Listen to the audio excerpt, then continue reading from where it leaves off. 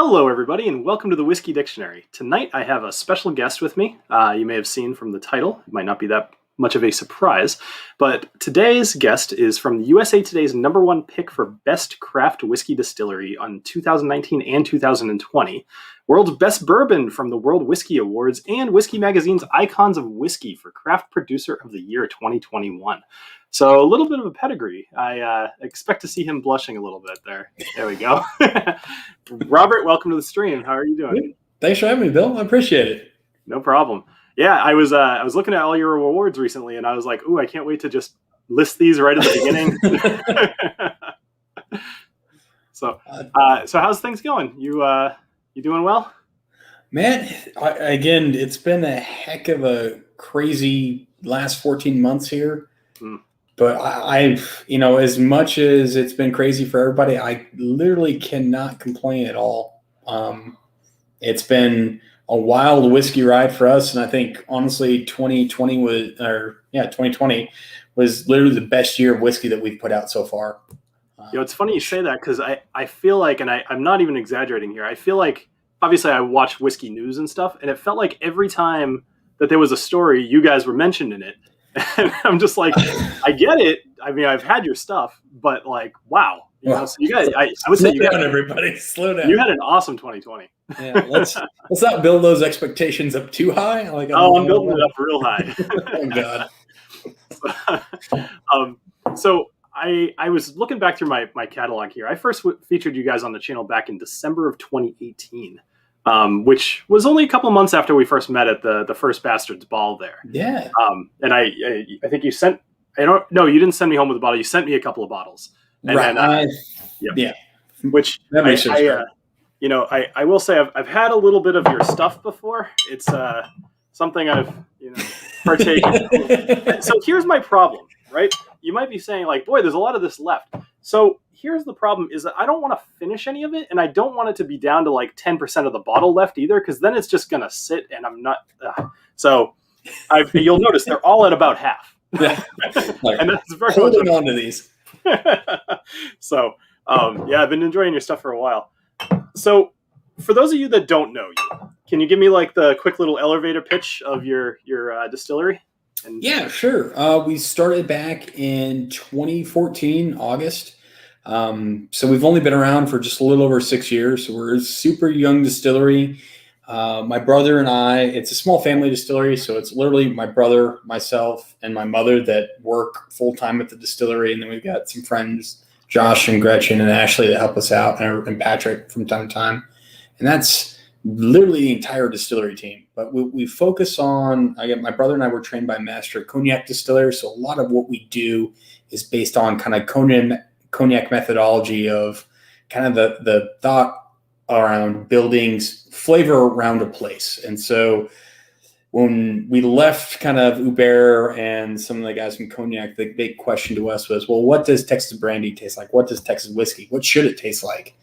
And that's been kind of our adventure of trying to figure out what the heck that means in general, which is a tall task. And so for us, we decided to really work on to start out with heirloom grains, especially when it came to corn, because Texas historically is part of Mexico. It made sense for us to focus on this grain that really came from this region of the world. And so that's what we've played around with. Again, to the date, we've distilled over 35 different species of corn. Every year we distill new ones, grow new ones. Because again, for us, we wanted to discover was corn when you start, because corn comes in every color of the rainbow. And I didn't realize that when we first began. In fact, there's actually rainbow colored corn. And for those of you guys out there, just Google really fast glass gem flint corn. That is literally rainbow colored corn.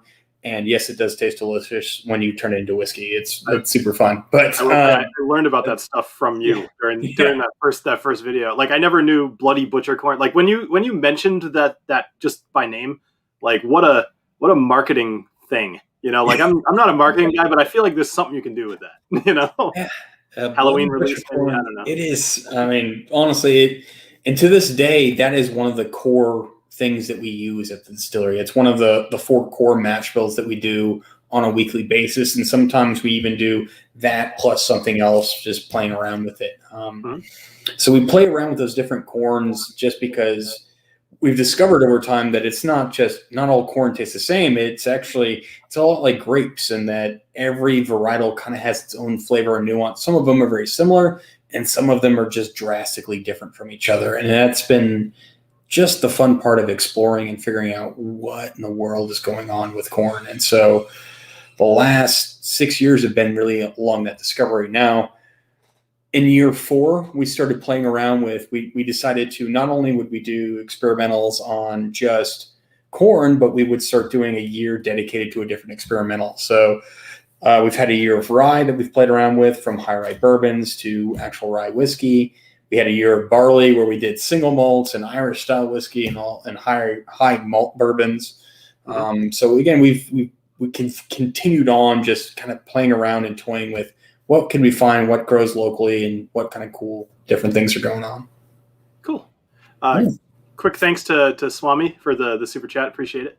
And to everybody here who's joined in the last few minutes, I appreciate you stopping by. I know it's been a long time since I've streamed, so probably wasn't something you were expecting to see.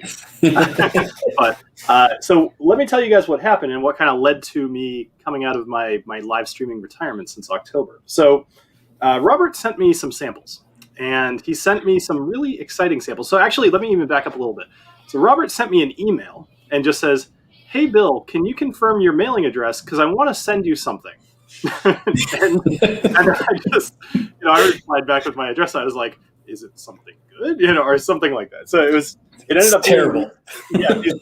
These 6 little bottles of different things that they've been working on.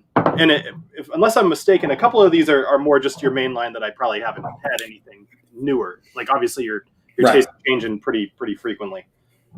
Even if just a little bit, like things like the Hubris, right? Or the Harbinger in here as well. Hubris and Harbinger are going to be standard releases. The most recent ones just for you for comparison purposes. So as we're tasting through these things, you'll see why, what tastes different and kind of why it tastes different from the standard. If that makes sense. Okay. No, that's cool. So you sent me a box, which made me realize, reminded me that you like me. But you sent me actually 2 boxes. So I'm thinking that, do you like me? Is that what's going on there? I mean, I meant to come visit you this year, and then COVID kind of put a big kibosh on the big Massachusetts visit. So I was kind of bummed out that we didn't get to go hang out in person this year. I know, right? And it's funny because I was planning on doing this grand distillery tour this year. Like that was my thing. I had like 4 different places planned out. I had gotten in touch with a few of them. I was going to start hassling you about it as well. I know I mentioned it like maybe a year ago too, that I was planning on. I figured you guys probably don't need a whole lot of notice, but still. Yeah. First up, let's jump into one of these, only because we've been talking for like 8 minutes and I'm thirsty, right? So let's do it. So we talked a little bit off stream, and we were saying we'd start with probably just the lowest. Which these are all crazy high. Right, so the lowest is 97. Esoteric is going to be the lowest proof. Now, I love the name Esoteric, just in general. But what I understand the definition of esoteric to be is somebody nerding out over something really specific, pretty much. So I potentially changing, I think. But then I was reading about it, and it's basically different from year to year. So you guys have always been on point with your naming, and kudos to keeping that up.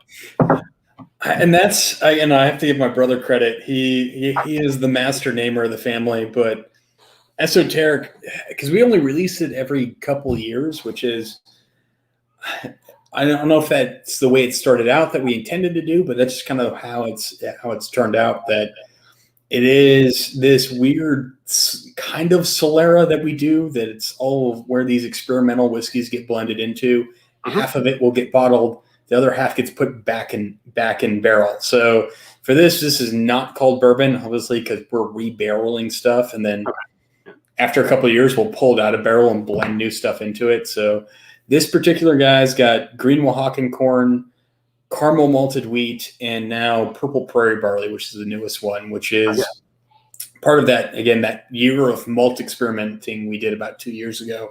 Mm-hmm. And purple prairie barley, It's fun to read about. Again, some of these stories you read, like, I'm pretty sure they're completely made up BS, but the fun story on purple prairie barley was that it actually found it originally in Egyptian tombs, and then they also found it in Montana.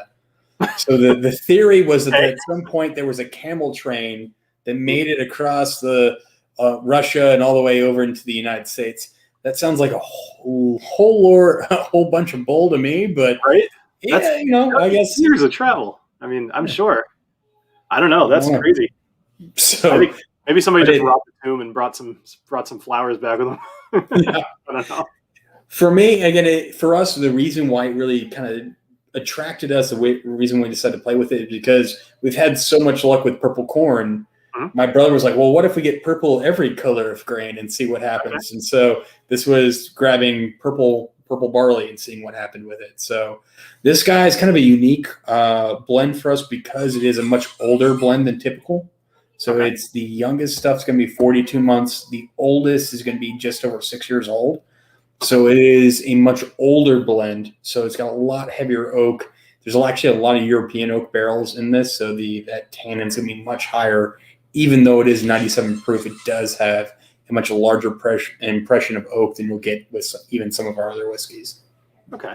Now, funny thing, when I first smelled this, actually, it was awesome when you mentioned that there was malt in here, because I initially was like, this smells a little malty, but I was like, they make corn whiskey. What is going on here? But that's so. I mean, I know you don't talk too much. Well, you just mentioned what was in here. So, like, what kind of percentages of what are we talking about? And feel free to decline any questions. So to give you the exact proportion, my brother says we don't tell people because it's an esoteric blend, so we don't talk about it. But the reality is, because what we do is we blend it together. Half of it gets bottled, the rest goes back in barrel. Then we pull it out and blend new stuff in. And so figuring out the exact percentages just becomes a giant math problem. And a lot of these that we're playing with, as far as the specialty, they're starting out with like 10% of the mash bill is that green Oaxacan, is the caramel malted wheat, is the purple prairie barley, and then gets blended into these, over the years again. So how much has evaporated? How much are we blending in? So no, I totally get it. I would hesitate to answer that. It starts out at 10% and then gets blended in. So probably each of those grains ends up right now around 6%, 5%, somewhere around there. That's kind of my guess, but well, it's enough to give it a pretty significant impact on the nose. So that's I think people would be really surprised by how little you have to add to a mash bill to actually get the impact of that particular grain. For Jonathan and I, we've really found that 2-3%, you can actually really start detecting a significant difference in the overall expression of the whiskey. Interesting. Especially off of pot still. And that's, again, when we start talking about the difference, one between craft distilleries and some of the big guys here in the U.S., but pot still distillate is such a different beast than column still. Yeah. And it's, again, there's a reason why in Scotland, by law, single malts all have to be in pot still. It's why in cognac that all cognac has to be distilled in pot still, is because it just maintains so much of that base product through the entire distillation and through years of aging. So when you're looking at a pot still bourbon, a pot still American whiskey versus a column still, the grain notes are going to last way longer into the age of the product with a pot still than they will with column. So grain notes, again, for us aren't necessarily, again, our whole entire purpose is expressing and showing off these kind of crazy grains. But even if that's not the intention of the distillery, if they're using a pot still, it's going to maintain a lot more of that base grain character 5, 6, 7, 8, 10 years in than you would typically see from a column still. That's interesting. I did not know that at all, actually. Oh, yeah. It's pretty cool. It's always good talking to somebody who actually works in a distillery rather than just all of us whiskey tubers who just learn stuff and, recite it. But anyway, so cheers to you. Thank you for sending these along, and thanks for being on the show. It's nice to talk to you. Little oak to start off the night. There we go. That tastes an awful lot like something else that you make. I should have probably had a sample of each one of these before I got on here. Oh. I want to say a little bit like the Icarus, but I could be totally wrong here. Icarus probably is going to have a little bit more peat, probably, especially So maybe it's the newest release is going to be more peaty than the previous release that we did, because Icarus is a crazy blend, and it generally takes us about 4 or 5 months to actually blend that whiskey. Yeah. And it's a constant battle between my brother and myself of how peaty that really should be, because I become very numb to peat very quickly. So my reaction when tasting a peated whiskey was, well, I want a little bit more peat, because 4 minutes ago I was satisfied, but now I'm not. Now I want a little bit more. And so my brother is probably, again, my brother has a better palate. Just did this one the other day. I love the Port Charlotte 10. This is there you go. There you go. Sorry, Claudia. Yeah, there you go. I did that one the other day, and I was so happy. Like I filmed, and then I had a little bit left for my editing. And before I started editing, I actually just topped it all off again. I was like, this video might come out terrible, but this is delicious. So totally with you. Oh yeah. Jake Boss in the comments is talking about tasting Octomore for the first time, and it's a different level of peat, man. It's beautiful, but it's pretty intense. Yeah. Actually, I saw Jake, you commented on one of my videos like either today or yesterday. I recognize the beard. So, but anyway, as soon as I smelled the Icarus, I was like, no, that's definitely not what I was thinking of. But interesting thing, the taste of this, at least for me, is overwhelmingly black cherry. Mm-hmm. Almost like Luxardo's. Like it's got something to that. And I actually think that might have been what I had in my mind when I first said like it tasted like something. I just was, but that syrupy, the way the syrup smells is reminding me of the way this tastes. And again, for us, our pot still, if you see it, it's got a tall, not tall neck, but then the line arm is a very sharp downward angle off of it.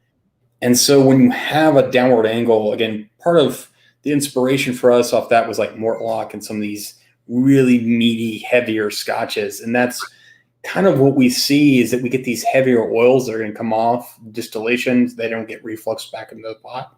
So we get this heavier, really, really dense spirit that just turns out to be really lovely. And again, it's going to be amped up on your grain notes, but also those esters that create all that crazy fruit character get amped up as well. And that's really what we're looking for off that. So the fact that you're getting that cherry note, kind of that fruit note off that guy, makes me really happy, because it means mission accomplished on my end. So yeah, I'll be honest, the nosing and the tasting, especially on a live stream, I'm usually pretty terrible at.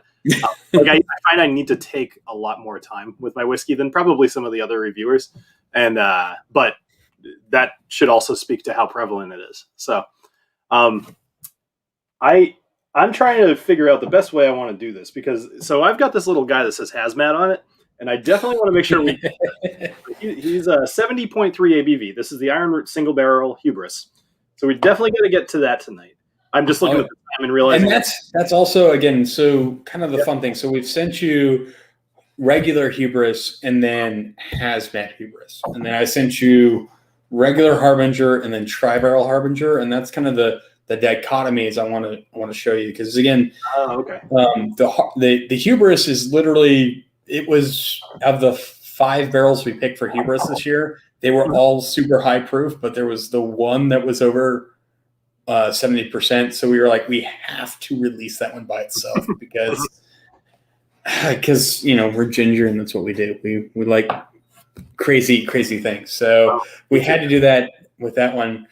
On the tri-barrel versus the regular Harbinger, again, Harbinger is a name that, again, it's foreshadowing of things to come. And that tri-barrel for us it's a celebration of Harbinger, but it's really showing what we've been building up to, because it's the Harbinger in tri-barrel. It's some of the oldest barrels we had in the distillery, and it's actually unique in that it's 100% corn versus regular Harbinger actually has a little bit of rye in it, but it's got 54-month, 64-month, and 74-month old whiskey. So you're talking, it was the one of the barrels in it is literally barrel number 5. Like it was the second distillation that we ever did.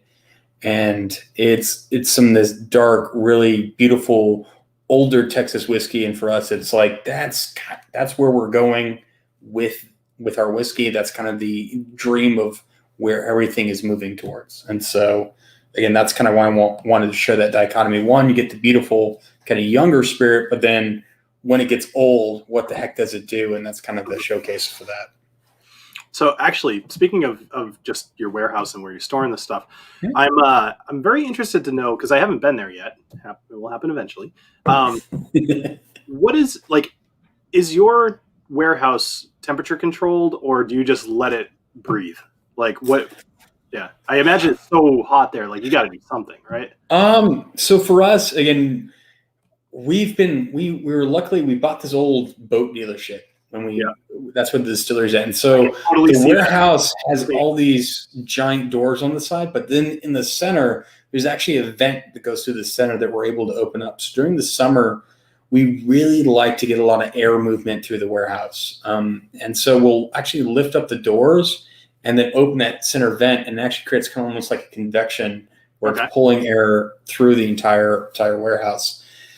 We're the most northern of all the Texas whiskey distilleries, and so we have probably the mildest warehouse. So even like outside when it's 105, like out on the outside, inside the warehouse, we only get up to about 95 degrees. So we don't get crazy high temperatures in our warehouse, but we do have that extended summer. So we get extended heat throughout the year, but we don't get the super intense heat that you would see with like Balcones or Garrison or some of those guys that are a little bit farther south that have a little bit more intense warehouses. And part of that comes from, again, that brandy training that we have, that we try to be a little bit more gentle. But also at the same time, we're like, we want to let the area do what it does, but not necessarily just punch it in the face. If that makes sense. No, that makes a lot of sense. It was 10 degrees when I woke up this morning. So hearing about your 95 degrees, it was, I think it hit a high of 28 today, and I'm expecting snow tomorrow. So yeah, you're making me a little jealous right now. I've got. We had 65 degrees today, but if it makes you feel any better, tomorrow the high is 46. So yeah, that's not bad. That's getting down there. Yeah. So people, let's see. Dennis J. Poison, Polson, sorry, says we need Ironroot expressions in West Texas. Just ask for Southern Glaziers. They actually should have. So if you're in the Lubbock area, so I know that's northwestern Texas, they actually HEB up there just open up a bar. They've got stuff in, so there actually should be quite a bit. Or if you go to Midland, there's a number of stores that should start having stuff in there. For Peter's comment here about owning an English whiskey distillery that people actually like, I think you don't have a very high bar. So, if you want to live the dream, I think you've got a good chance. So I tell you what, Pete, I know, again, a lot of people have jumped on, again, I love what Daphne did, again, taking 10 years to release a product, which was just phenomenal, and they did a really great job with. But I think even within 3 to 5 years in England, you can do some really fun things with younger malts there's a reason why sometimes on the blends that they include some of the younger malts, because they're a little spunkier. They add some kind of cool stuff. So I don't think you can't do it. I think it definitely can be really fun, especially, again, every few barrels you could add in a new a virgin oak or something really fun on that would add in a ton of character, some really fun stuff. So yeah, again, if you're looking on that end, there's ways you can kind of play with the system a little bit. And for the French, they inspired us to actually use larger barrels. So we use a lot of like 63-gallon barrels now versus the standard 53s. But if you're looking in England in much calmer conditions to do something and get a little bit more oak or presence, look at some of the 30-gallon barrels, some more like again, quarter casks. Do some fun stuff with us with that. For us, Icarus this year, using quarter casks from Lafroig. That's where we're getting all the peak character. And then I did not say Lafroig. Sorry, forget that I said that. That's not what happened. There's no distillery being mentioned on that. Prank caller. I know what you're talking about. Any Isla distillery, you could use a quarter cask that pulls in some like heavier peat or something that gives some really great character that's got some older malt even in the wood that you can actually blend in and use some fun stuff with. So again, there's a lot of options to do that. Nice. Travis. See, Bill, I get drinking and oh God. What are we drinking next? I'm trying to go through this stuff a little quicker. So I think if my memory goes correct, it would actually be Saints Alley would be the next proof at 107, I think. I think that would be awesome because I have no idea what this is, and I think it would taste with as good of a palate as I can muster at the moment. So all right, perfect. So Saints Alley, have you heard of the Liquor Hound? Yes. So he's been a friend of ours for many years. Again, from time to time, he actually comes up and helps taste through barrels, and we have a lot of fun with him.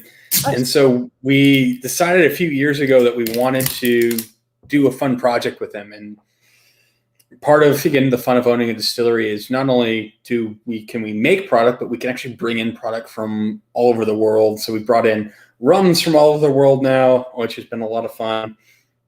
But we actually brought in some MGP and wanted to play around with blending because as a blender, it's really fun to play not only with your own stuff, but also to play around with stuff that's not your own. And what happens when you start mixing it together? What are the millions of combinations you can make from when you get whiskey from all over the place? And so Chris kind of really inspired that, especially with some of the older world, some dusty style tastings, because that guy. And as far as the person that's got the largest dusty collection I've ever met in my life, that gentleman, again, there were days when he's like, hey, I decided to come up. I was going to bring something fun. So I brought, this was distilled in 1917, bottled in 1928. What do you guys think of this one? And it's, you're like, oh my God. It's like, well, no, where in the world did you even get this? And then the next time he'll be like, oh, hey, here's a Booker's from before they were releasing Booker's. This is a 1979 release, which was just friends and family. I was like, again, where in the world do you even get your hands on something like that? You would think something like that would have been drank by now. Yeah, goodness gracious. But so he's been really inspired from some of these older flavors, and one of his biggest things is Armagnac. Now, as I mentioned, there's going to be a couple different releases along this line, but we decided to start out by sending out just kind of a fun one, which is Armagnac, which is one of my big loves. It's one of Chris's big loves. So we ended up taking some MGP, that high rye 36%, which is kind of the opposite end of the spectrum of the bourbon that we make, which is super high percentage corn bourbon. Yep. And we did a blend. So this one's got like about close to 7-year-old MGP, 36% blended with a little bit of Ironroot, between 4 to 5-year-old Ironroot. And then from there, it was finished in Armagnac casks that were held 20 to 25-year-old Armagnac. And it turned out really fun. We've brought it down to 107. So all the standard release is going to be at 107 proof. So not super crazy high proof, but you get some really cool blend of Armagnac and bourbon kind of together. You get those darker clove notes that start really rolling through, some of those dates and stuff that kind of, some of the things you see in some of our whiskey kind of get amped up by the Armagnac. And Gascon oak is one of my favorite styles of oak in the world, just because of how intense it is. So now, when did you get into Armagnac? Only because it seems to be getting extremely popular. Obviously you've been into it for a little while, but like just lately, I've been hearing way more people talking about Armagnac. It's so I've been in Armagnac since 2012. It was probably the first time I started really drinking Armagnac. 2018, I actually went over there and distilled Armagnac in Armagnac and had a lot of fun with those guys. Again, their style of distillation, their methodology is so unique. So I got a chance to distill cognac and then go down to Armagnac and distill there. And just the divergence of those two concepts, even within France, of how they make product and how they distill it, how they age it, is so fascinating to me. And it made me fall in love with them even more. Plus, you could get super old Armagnac there for ridiculously cheap.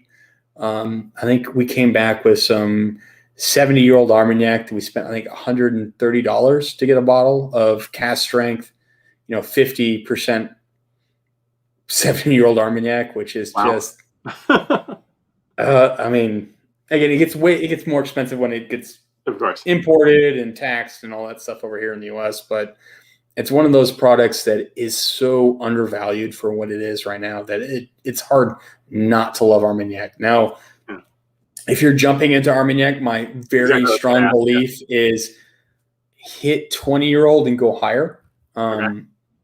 And you can get the thing to start with. Again, if you want to explore Armagnac, you have DeRose, and the DeRose does a blend they call, it's just a 20-year-old blend. It sits for right around between $70 to $80 a bottle for a 20-year-old Armagnac. Here in the US, you can order it. I think that's my order. I ordered it in New York last time, and just grab some bottles of that because the flavor, once Armagnac hits 20 years old, is unbelievable. So I will probably take you up on that. Only just I actually don't think I've ever even tried it. Oh geez, there might Bill, when you come down again, maybe though, because like I was in New York with this guy Mike, and him and I were drinking a lot. We were just walking from bar to bar, and we drank a lot. And towards the end of the night, I'm fairly certain he asked me if I wanted to try Armagnac, and I was like, "Oh, I've never heard of it before," but I don't remember anything about it. So, it might not have even been Armagnac. I know it began with an A, and it wasn't like, I don't know. It might have been that, but either way, I think I need to experiment and get some more flavors. Jason Coates is mentioning the Lord. The Lord is also really wonderful, available across the U.S. It's generally just bottled at 40%, so it's not cask strength, which for Armagnac, it's actually right around typically between 45 to 53, typically is cask strength when you see it. But DeLord is a phenomenal, I mean, again, you can still find 30 to 40-year-old DeLords for 80 to 120 bucks a bottle, which, again, if you wanted to look the same thing in Scotch, you'd be looking thousands of dollars. So it's literally it's one of the best buys on the spirits market right now. You couldn't ask for more on that. But when you come visit, Nancy Fraley, again, one of my really good friends and mentors, it's been wonderful. Who actually just sent me lots of fun things for my wedding. So she sent me a 1955 Armagnac and a 1964. So when you come down, we'll taste some fun stuff when you're here. Yeah. But when did you get married? October. So yeah. Oh, okay. Well, congratulations. Thank you very much. Hey, to you. Sure. Yeah, I tell you what, it's been this hugely humbling thing too, because when we got married, a lot of as I mentioned earlier, we've been able to go over to France to meet a lot of those guys. They sent us bottles for our wedding. And so Pierre Ferrand sent us a beautiful 25 or 35-year-old bottle of cognac for my wedding. So which is you made some good friends. Goodness gracious. So I wish I would have known. I would have probably sent you something. Maybe I still will. Hey, you coming down here will be enough. So come down and visit, hang out with me and Matt from Whiskey Crusaders, because I know he's got crazy things that he wants you to try. Which, again, if he sends you samples, you'll never be able to read it. So just come down here and see the bottles. You'll be way better. Well, I'm sure you've seen. I know you've seen some of my the rotating wheel that I have there. 80% of those are samples that Matt has sent me. You'll never know what they are. Not a clue. He actually sent me a postcard. It's funny because he's here now. He sent me along an index card, and he wrote what it was, which is funny because it's I already can't read the bottle. But, you need to call Sarah and be like, Sarah, what did Matt send me? I think that's a pound sign, but I can't tell. Oh boy! So I tried a sip of this. By all means, have one with me. But I just I had to. This is all over the place. There's a lot of flavor going on here. I'm trying to pick it apart, and I'm not sure if it's just working my way. This is the second sip of whiskey I've had tonight. So give me another sip here. Okay. So again, for me, the MGP, that 36% rye, really kind of shows itself in the very beginning. You get a little bit of that kind of undertone of that cinnamon and clove, and that Armagnac starts working its way through. But really what we've designed Saint's Alley is not to be really an expression of Ironroot and craft whiskey. It's using Ironroot because we have a much oilier, softer spirit, and it's used to kind of round out the MGP and then pull in the Armagnac kind of flavors into that MGP 36% profile. Now, to me, the little bit of oiliness that you're introducing actually comes across in here as well, though. To at least me, like it's coating my mouth really, really well, which is going to make it tough for the rest of these. All I'm tasting is this, right? But this is hey, you kind of nailed it though. Like I wouldn't taste this and think Ironroot, right? But that doesn't mean it's bad whatsoever. It's just totally different than what you guys have normally done, at least from what I've tasted. But I think that's kind of the point of it, is that we didn't want it to be, again, it's part of a blender take. Again, I think one of my favorite things that Jared from Balcones has ever said is that his big dream is to go into someone else's warehouse, get their stuff and play around with it and make a blend. And I think that's the kind of dream of any distiller, is that you love playing around with your stuff, but every once in a while you want to go into someone else's warehouse and be like, all these other flavors, let's play around with that and see what's going on. And that's, you're getting dangerously close to like a sexual euphemism here. Hey, but I can see. Sometimes it's nice to switch up what you're tasting every night. Yeah, sometimes it's nice to go in somebody else's warehouse and experience it. Oh boy, that's how I get myself in trouble. So you refer to yourself as a glad hander. Or at least somebody on your website refers to you as a glad hander, which was the first time I saw that. Would be my wife. Okay, that makes sense. I had to look that word up only because I had never seen it. And I don't know if you know this. That has a pretty negative connotation. Oh, I know. Yeah, it's my wife who wrote that. So I know I have a really great time, and I think, again, I love meeting other distillers, going in, talking with them, talking about what they're doing, why they're doing things, because to me, it's the most fascinating thing. Because for everyone out there, whenever you walk into different distilleries around the U.S., everyone does things differently, and there's reasons why they do it.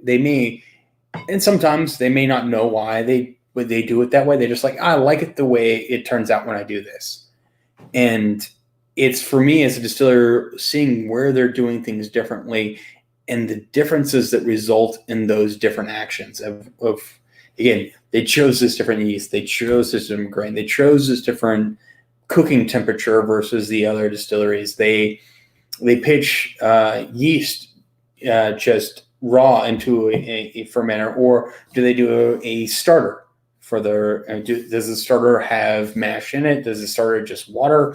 All those things affect all the flavor. Again, how much they're sour mashing, what's the percentage of the sour mashing? Because again, you go to distilleries like Jack Daniel, or actually Jim Beam. Jim Beam does a huge percentage of sour mash. They do it, it's like 30-40% will be added back into the fermenter. Mm-hmm. It's a huge amount. And then again, it's so fascinating of the congeners that they're able to create, the esters they're able to create by doing that, and what that ultimately results in when people do or don't do that, or they do that to certain degrees, or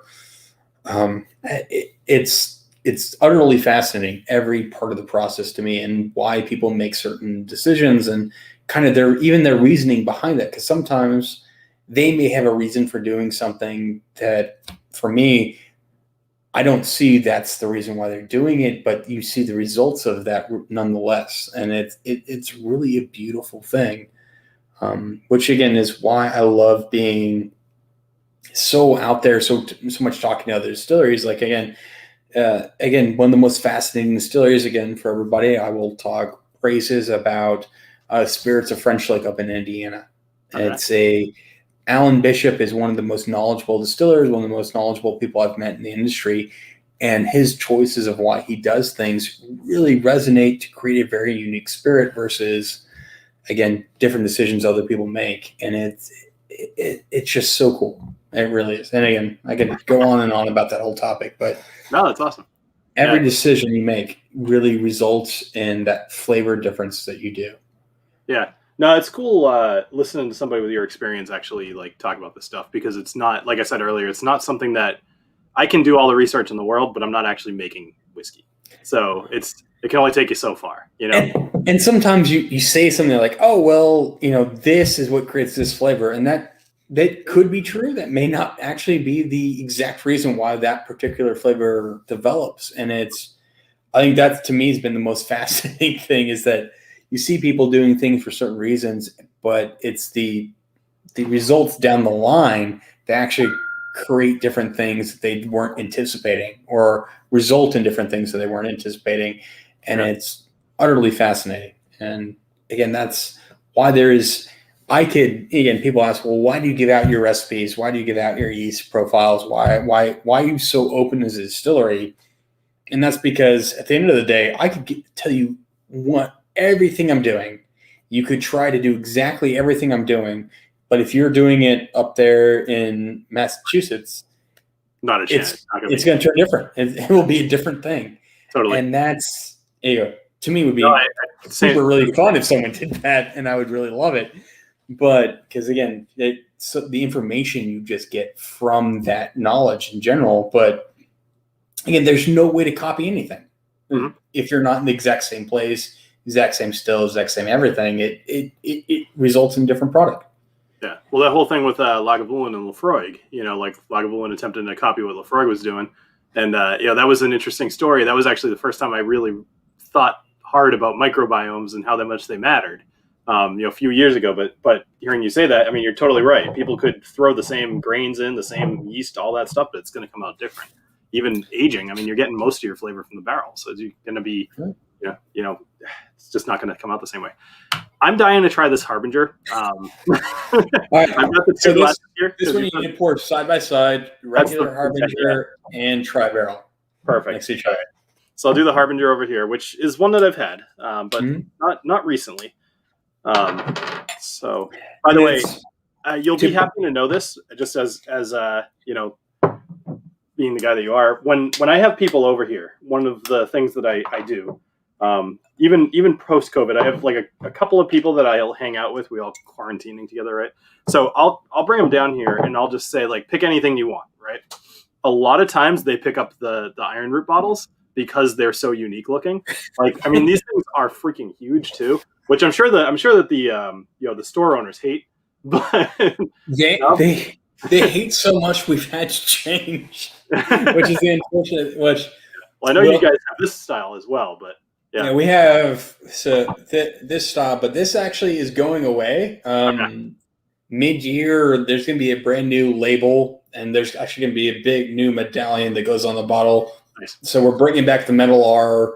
Again, hopefully we'll be able to show that off pretty soon, but we are bringing back that original kind of feel, but within the new bottle shape. People ask me all the time, why did we go away from the old bottle shape? This bottle originally was just for restaurants because it's way easier to manage at a restaurant. But our other bottle shape came from China, and when COVID hit, it shut down all those factories, and they told us it was going to be 18 months before we could get new bottles. Jeez. And so we were like, well, I guess that means we need to figure out a different plan. So, oh man, that stinks. Yeah. That was so there's gonna be new again mid-year. You're gonna see all the brand new stuff coming out. But this is, if you see it on the shelf right now, it's more of what it looks like. Right here. Okay. I mean, at least it's tall too. I mean, that's gonna make it stand out a bit. But yeah, it's the E.H. Taylor bottle. It's sad because it is more of a classic bottle, but at the same time, like again, I do have love for all the classics on that end. So E.H. Taylor, Stranahan, all those guys are going to have the same style bottle. But yeah, that's all right. Yeah. So I do like that you're bringing back the metal R. I think that's a good call. Right. Hey, Swami, thanks again. Well, I'm paused for a sec. So just a reminder for everybody in the chat. Down. By the way, Swami, I just have to put it out there that not exactly. I would say like even control. in a very, very red state, you're talking 40, 60. So of 10 people, 4 people are very liberal versus 6% that are very conservative. So you know, I mean, it's never as clear as or uniform as one would expect. But yeah. anyway, I totally forget where I was going. Oh yeah. So totally derailed. But for anybody who's interested, just because there's people in here that weren't at the beginning, I'm going to be giving out at least one, maybe a couple samples to any new members who join the channel. There's a thing right below the video that says join.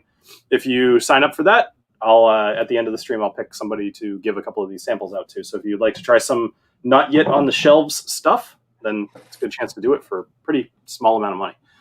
All right, so I've got the Harbinger. It's 115 now, right? Or was it always 115? Yeah, Harbinger is since the 3rd edition, it's always been 115. Initially was cast strength, and then because of distributor issues and all the fun stuff that goes along with that, we standardized the regular Harbinger at 115 proof, and then single barrels are higher than that, or special releases are different than that. But the regular Harbinger will always be 115 for the moment. Cool. Well, it does smell familiar, so that's good. Yeah, it shouldn't be super different than the one that you had. No, I wouldn't.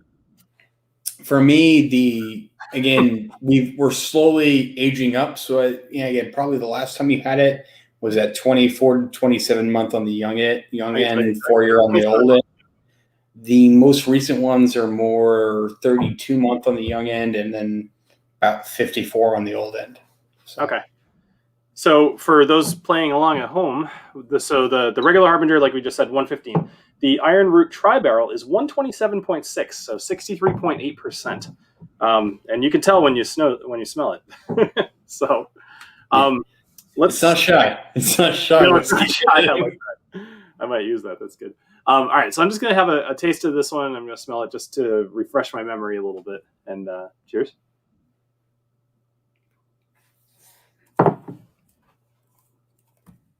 Mm-hmm. That is so solid for like that's your flagship, right? Yeah, that's the standard Harbinger. Oh, yeah. I mean, that's so, especially at the 115. I have the XC, which I think is 90. I will say less liking that one, only because I just tend to like higher proof stuff. But the 115 really is, it's just like, it's the perfect amount of ABV for me. Which is really fun for me, again, by the way, because your original was like, you like the 90 proof above the 115. Oh, did I say that in the original video? Yeah, your original video. You like the lower proof. That was 3 years ago at this point. I've grown.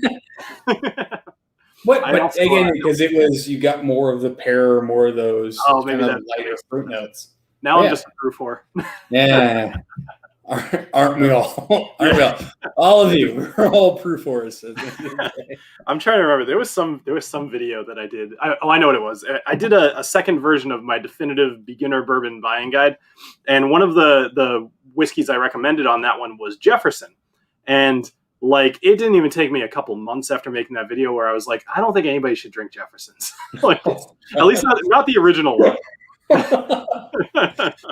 Oh boy! Oh man! It's just boring, is what it is. It's not bad. It's boring, but it's something that's bad whiskey, and again, everyone can drink. And again, it's been the struggle. Again, I've gotten the questions all along from especially from the whiskey clubs in Texas was, well, why should we drink Texas whiskey? What's unique about it? What's the different flavors? And for me, it was always the goal of what we're trying to do is not like with craft beer. Everyone tried to compare craft beer to craft whiskey, and craft beer was a revolution against just, again, Budweiser. Essentially, that's what it was. Right.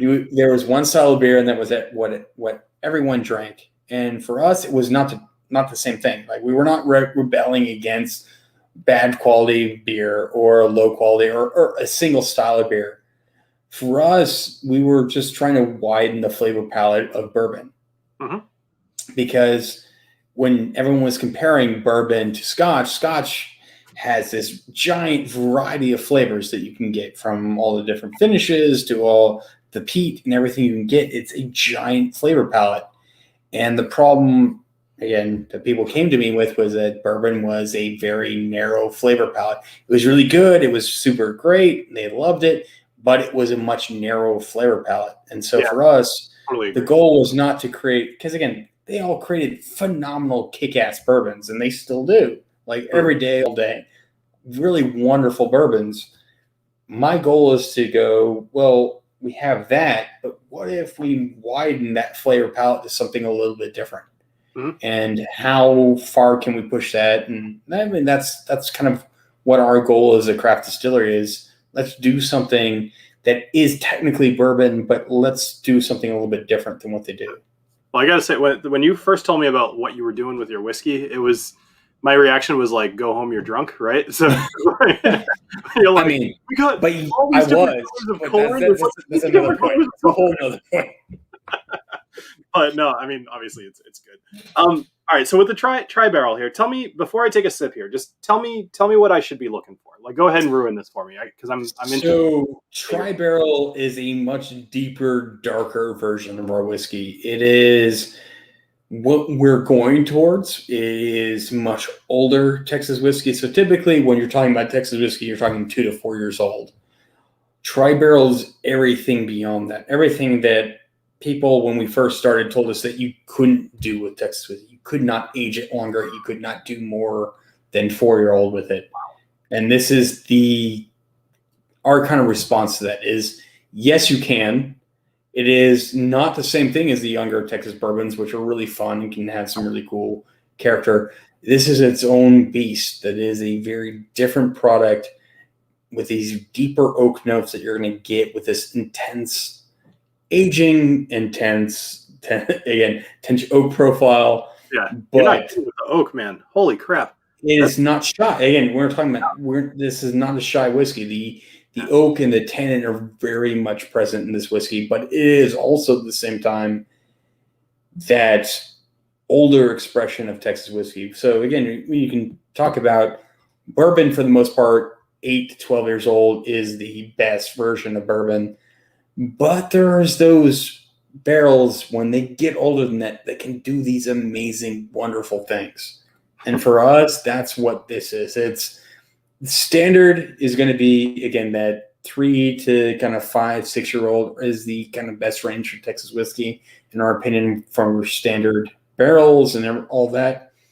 But there are also barrels, if you hold them longer and you do some really fun things with them, they turn into something a little bit different. That's a different profile, different character. They're really cool and really fun. And that's what this is supposed to be. I gotta tell you, man. I often make comments on this channel about how much I love peat and how much I love high ABV. Another one of my great loves is just a really heavily oaked bourbon. And Mm-hmm. holy crap, this is hitting all those notes for me. Yeah, it's that old library for sure. It's Yeah, a old it's really good. library. Now, so real quick, Floyd was saying I was trying hard not to crack up. No, Floyd, that wasn't me trying not to laugh. That was me like holding in. I honestly, I was just smiling ear to ear after I tried this. Like, it's just so right up my alley. I'm very happy with this one. It's 63%. Tastes like you're licking an oak barrel, and it's got some flavors to it. I mean, honestly, it's got like vanilla. I don't want to say caramel because it's so far past caramel where like, at least in my mind, when I taste caramel, if it's going too far that way, starts hitting that It's more like oakiness. slightly smoked Yes, I was caramel. going to say ash at Yeah, first, but I wasn't sure if I was yeah. out of my mind on that one. I mean, I know people taste whatever they taste, but like at first I was just like a little ashy, but I don't think so. So yeah, no, it's good to hear you say that. It's Wow, just that's that caramel that's slightly going over the top. great. Yeah, Yeah, no, and it's for me, I love it because the flavor is just so dense, which is what we again for me again we get typically very dense spirit. Again, you look Buckhorn, Garrison, like Texas whiskey tends to be a very dense style of spirit, but this guy, it just takes some of those sugars that really compresses those and really get some cool stuff start forming. yeah, for sure. Again, it's one of those things like for us, our whole philosophy is that time does amazing things. And this is kind of the expression of that it is such a dense, intense flavor that it's not everybody's jam, but I mean, for when you've been distilling for a number of years, you get smacked by very dense flavor, you get super excited, and that's kind of what this guy is. So. Yeah, no, I'm really excited that you guys put this one together. So you're going to be selling this, obviously, right? Oh yeah, no. So this one was put on sale in December. So this particular one is sold out. The next one will be in June or July. Will be the next one of this one that's already been working. Are you guys? So this one is the all corn expression. The next one is actually going to be a wheated bourbon expression, which will be, yeah. We're coming up on the. So should we skip over the? Well, no, we shouldn't skip over the hubris because you said this is the regular and then the single barrel hubris. So we should jump right into these. Go for it. Well, no, I was just gonna say I want to be respectful. So Matt from Crusaders goes on at 10. And he I just want to make sure that we give him his time. But I definitely want to try the hubris and the hazmat guy here before we pop off. So go ahead and pop these. The good news is I've got a whole lot to drink after the stream is done. Sorry, I just wax unpoetically. So I'm always of the opinion that it's better to have a guest who's more interesting than me, because then I can just sit back and drink. So yeah, now it sounds good to me. All right, so the regular hubris, I have probably tried this with you in person, but I don't have a bottle of this, so I don't really remember what this is like. So this is the kettle corn. It is the caramel popcorn. Again, for us, it has now been named best corn whiskey in the U.S. 3 different times over the years. This guy is a unabashedly corn whiskey. It's made with our purple corn mash bill. It is European oak, but it's used cask. So obviously, Harbinger is a brand new barrel. Second use. Smells like corn. It smells like a corn whiskey. Sorry. It is unabashedly corn whiskey. It is going to be in your face kettle corn, that sweet caramel corn notes. And you're going to get light, kind of some of the lighter fruit notes kind of around that, light cinnamon, some of those things kind of rolling through it. When we get to the hazmat, you're going to see that amped up to a completely different level. So again, I was joking with my friends from Heaven Hill earlier last week because we were talking and tasting different corn whiskeys together, and I joked with him. I was like, "So hubris is kind of the beefed up mellow corn, and then this hazmat barrel is the evolution of that to even a higher degree." Okay. So the just one more thing real quick. Sorry, I should reply back to you, but I don't think that StreamYard is showing any sort of thing. Put it this way: if anybody signed up as a member, I will get in touch with you and I'll pick somebody at random and do that at the end. I don't want to miss things, but I don't think StreamYard is showing anything. So anyway, going into this, so what I was going to say, the corn whiskey, threw myself off there. The corn whiskey, I have had a lot of corn whiskeys that I haven't been a fan of. Like 100%, this is 100% corn, you said, right? Right. Yeah. All corn. I've had a lot of them that I haven't been a fan of. A lot of them, go ahead. I was going to say, and the tri-barrel is actually 100% corn as well. So you're seeing that is corn, 100% corn bourbon versus 100% corn whiskey and used cask. Okay. All right. But either way, like when you have, I have the baby blue back there. Haven't tried mellow corn yet, although a lot of people have told me to. I'm not going to products. Yeah, very, very different flavor profile. I'm not saying anything bad about anybody. I'm more saying that in general, corn whiskey doesn't do it for me. But they all tend to have that buttery corn, like popcorn flavor that you mentioned. And caramel corn or candy corn. How long is this aged though? Because I feel like just answer that first before I sound stupid. If it's regular hubris is going to be 43 month. Okay.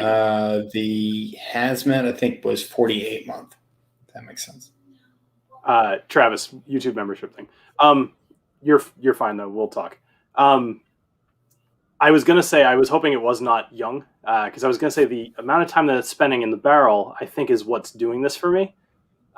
Whereas I feel like a young corn whiskey has zero that appeals to me. This is mellowed by It's that. all popcorn. Yeah, it's I don't know. There's something I don't really love about young corn whiskey, but this is pretty good. So let's try this. I mean, it's the same thing for me when we talk about grain whiskeys of the UK they're higher distilled, but they're honestly kind of similar to corn whiskeys. There is something that happens with those when they become mature in that 15 to 18, 20-year range. On when you're talking on the scotches, that it turns from something that's kind of unpleasant and not really interesting, that doesn't really add a whole lot to a blend, to 20, 25-year-old versions of that same grain whiskey are so cool. That have such a crazy flavor that it's one of those things that you just sit there and you go, I don't understand how this at 12 years old, 13 years old is so interesting and so unappealing that at 20 to 25 years turns into this thing that is just amazing. Yeah. And for me, it's crazy. And it's the same thing with young corn. Super young corn whiskey is super unappealing to me. I'm not a big fan of it. No, I'm glad we're on the same page there. Probably why we get along. Sounds like we have a lot of similar tastes. And it's again, different regions, things age mature differently. Again, that is very much the truth. But like for me, if you want to talk about corn whiskey from like Balcones, right?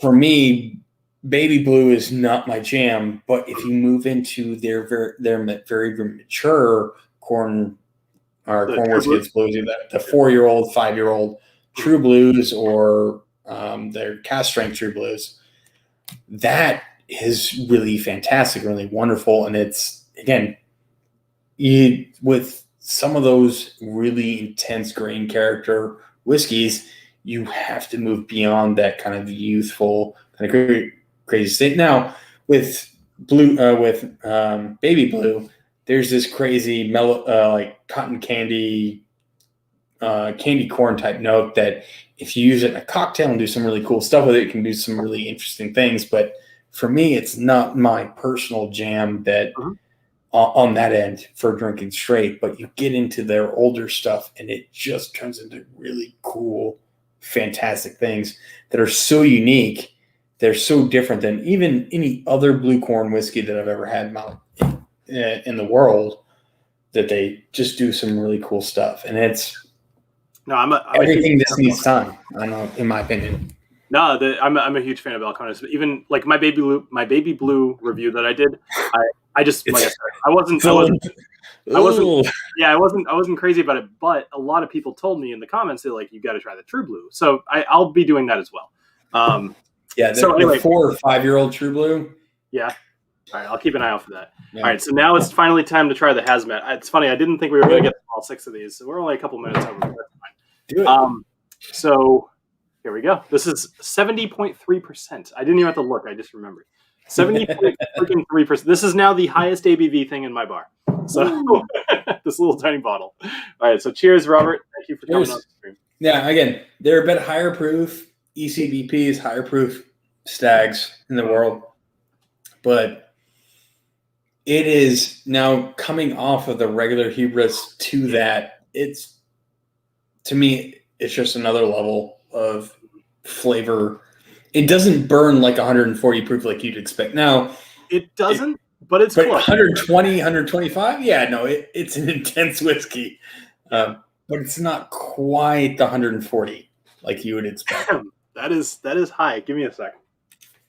Ooh. It's been a little while since I did the Jack Daniel's single barrel proof, which I think was one of the higher proof things I've done. I think the one I have is like 67% or something crazy like that. But this one's, or maybe 64. Either way, really high. This is I need another sip of this one before I can get anything out of it. Yeah, so you roll over the burn on the palates a little bit. It's funny. It's rare that like I'll drink something and I'll just like, but that one did it. It'll take your breath away a little bit. Yeah, that second sip is so much better though. Better, right? It's all about palate I'll let you- adjustment. I mean, that's phrasing, but still, you can actually get something out of it. That does not taste like. This is also 100% corn. 100% corn. Yeah, it doesn't taste like it whatsoever. Mm. It tastes like it tastes like really high ABV corn, I suppose. But I'm having trouble picking anything distinguishable out of there other than it's high proof and I like it, but I don't get any sort of. There's certainly no nuance there. No. And again, anytime you have a bottle that says hazmat, I think the nuance has kind of gone out the window at that point. I wasn't sure what to expect, but that's probably it. I'm going to take your breath away for a little bit. Yeah. But again, play with it with a little bit of water. Yeah. The oak profile is going to be quite a bit different than the regular hubris, but it's one of those things that it was never intended to be a shot. And again, a whiskey that you sat there and was like, all right, this is. I was gonna say, you taste this one, you experience this one. So. Yeah. This one taste, and then like, oh God, what's going on here? And again, there are unique flavors to it, but it was one of those things that we did that we were just like, you know what? Fuck it, let's do it. Again, sorry for the cursing on your channel, but yeah, like 1 minute, I think, of the video, then the algorithm doesn't care. So. Okay, good. Which is all right. F it, like let's do it because it's on YouTube, so whiskey. There's a certain assumption about age. Anyway, yeah. Once you start getting into alcohol, they tend to be like, yeah. So at some point soon, Robert, I'm gonna have to do another kind of like grandiose whiskey stream of just a bunch of people on, and I'll let you know when that's coming because it would be great to have you on again. Yeah. And again, when you're ready to get out of the East Coast and come to slightly warmer weather, you let me know and we'll take care of you. The only thing keeping me away from doing it is this damn pandemic. By the way, so only because a couple people are asking, this thing right here, you sent this to me a while ago. Yes. This is your bar in a bag. So it's kind of like a compact little thing that you can bring around with you. It's got styrofoam inside and a bunch of little bottles. The bottles are not filled with whiskey. Just they are not. But they're for you to fill with whiskey so that you can take them wherever you want to go. That is not for us. We have, because we're close to the lake and you can't take glass onto the lake. So we tell people, take this, fill it up. Yeah, it's our lake bag. Okay, that makes perfect sense. So like I go to San Diego, or before pandemic, I used to go to San Diego several times a year. I got this like right before any of that happened, like prior to my most recent trip. Otherwise, I would be bringing this with me each time because I always bring whiskey with myself to sample. And this is a cool little bag to bring. So if you're interested, it's on Ironroot Republic. What is your website? It's ironrootdistillery.com, right? I think ironrootrepublic.com. I had it backwards. All right, that's close. Anyway, put in the Google Ironroot, we come up. Yeah, that's what I close to the top. I'm not super great at all the Google things, but no, man, Ironroot or Texas whiskey, like you guys come up pretty quick, so it's easy enough to see. All right, Robert, thank you very much for joining me here tonight. I really appreciate it. Thanks again for the samples, and thank you everybody who watched and who may be watching in the future. So cheers to all of you. I'm going to go polish off the rest of these and have a great rest of my night. Cheers, everybody. Bye.